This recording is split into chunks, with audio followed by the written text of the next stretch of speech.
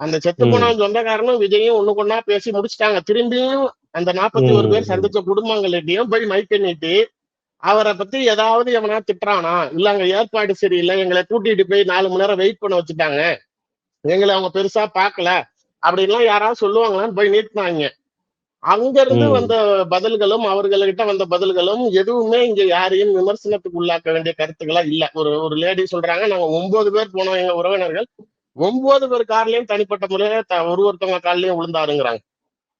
ஆமா, கால்ல அது மாதிரி விழுந்ததை வந்து எல்லாருமே மென்ஷன் பண்ணுவாங்க. ஆமா, அதே மாதிரி இன்னொரு இடத்துலயுமே திரும்பி அவங்க அந்த 9 பேர் காலில் விழுந்தாங்கிறதுக்கு அப்பாற்பட்டு இன்னொருத்தர் சொல்றாரு 15 நிமிஷம் அழுதாரு தொடர்ச்சியா அப்படிங்கிறப்ப. சோ இது கம்ப்ளீட்டா அவங்க எல்லாருமே கன்வின்ஸ் ஆயிட்டாங்க. அந்த லேடியா சொல்றாங்க, நாங்களே கொஞ்சம் மனதைரியத்தோட தான் போய் அவரை சந்திச்சோம், ஆனா அவர் உடஞ்சது எங்களால தாங்க முடியலங்கிறாங்க.